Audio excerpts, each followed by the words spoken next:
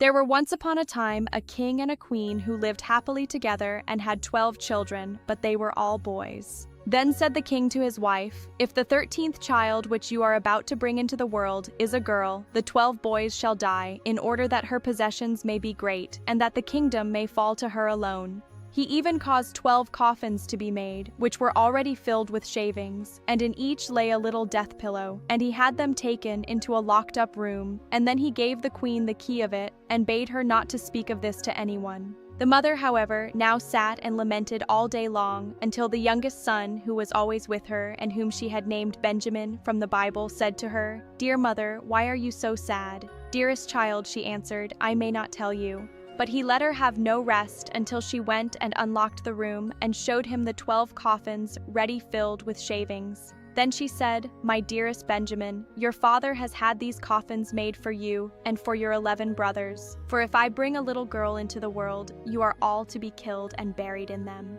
And as she wept while she was saying this, the son comforted her and said, "Weep not, dear mother, we will save ourselves, and go hence." But she said, "Go forth into the forest with your 11 brothers, and let one sit constantly on the highest tree which can be found, and keep watch, looking towards the tower here in the castle. If I give birth to a little son, I will put up a white flag, and then you may venture to come back. But if I bear a daughter, I will hoist a red flag, and then fly hence as quickly as you are able, and may the good God protect you. And every night I will rise up and pray for you. In winter that you may be able to warm yourself at a fire, and in summer that you may not faint away in the heat." After she had blessed her sons, therefore, they went forth into the forest. They each kept watch in turn, and sat on the highest oak and looked towards the tower. When 11 days had passed and the turn came to Benjamin, he saw that a flag was being raised. It was, however, not the white, but the blood-red flag which announced that they were all to die. When the brothers heard that, they were very angry and said, "Are we all to suffer death for the sake of a girl? We swear that we will avenge ourselves. Wheresoever we find a girl, her red blood shall flow." Thereupon they went deeper into the forest, and in the midst of it, where it was the darkest, they found a little bewitched hut, which was standing empty. Then said they, "Here we will dwell, and you, Benjamin, who are the youngest and weakest, you shall stay at home and keep house. We others will go out and fetch food." The little daughter, which their mother the queen had given birth to, was now grown up. She was good of heart and fair of face, and had a golden star on her forehead. Once, on a great washing, she saw 12 men's shirts among the things, and asked her mother, "To whom do these 12 shirts belong? For they are far too small for father." Then the queen answered with a heavy heart, "Dear child, these belong to your 12 brothers." So she took the 12 shirts and went forth, and straight into the great forest. She walked the whole day, and in the evening she came to the bewitched hut. Then she entered it and found a young boy, who asked, "From whence do you come, and whither are you bound?" and was astonished that she was so beautiful, and wore royal garments, and had a star on her forehead. And she answered, "I am a king's daughter, and am seeking my 12 brothers, and I will walk as far as the sky is blue until I find them." And she showed him the 12 shirts which belonged to them. Then Benjamin saw that she was his sister, and said, "I am Benjamin, your youngest brother." And she began to weep for joy, and Benjamin wept also, and they kissed and embraced each other with the greatest love. But after this he said, "Dear sister, there is still one difficulty. We have agreed that every maiden whom we meet shall die, because we have been obliged to leave our kingdom on account of a girl." Then said she, "I will willingly die, if by so doing I can save my 12 brothers." "No," answered he, "you shall not die. Seat yourself beneath this tub until our 11 brothers come, and then I will soon come to an agreement with them." She did so, and when it was night the others came from hunting, and their dinner was ready. And as they were sitting at table and eating, they asked, "What news is there?" Said Benjamin, "Don't you know anything?" "No," they answered. He continued, "You have been in the forest and I have stayed at home, and yet I know more than you do." "Tell us then," they cried. He answered, "But promise me that the first maiden who meets us shall not be killed." "Yes," they all cried, "she shall have mercy, only do tell us." Then said he, "Our sister is here." And he lifted up the tub, and the king's daughter came forth in her royal garments with the golden star on her forehead, and she was beautiful, delicate, and fair.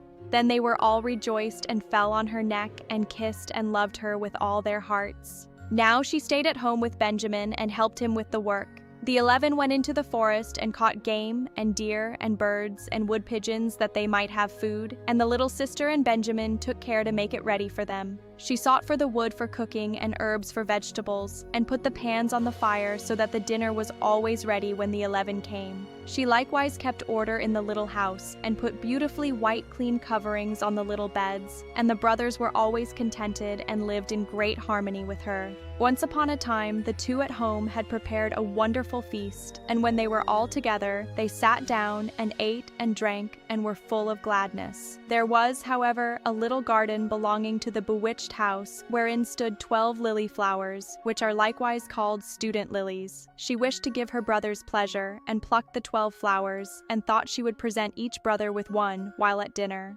But at the self-same moment that she plucked the flowers, the 12 brothers were changed into 12 ravens, and flew away over the forest, and the house and garden vanished likewise. And now the poor maiden was alone in the wild forest, and when she looked around, an old woman was standing near her, who said, "My child, what have you done? Why did you not leave the 12 white flowers growing? They were your brothers, who are now forevermore changed into ravens." The maiden said, weeping, "Is there no way of saving them?"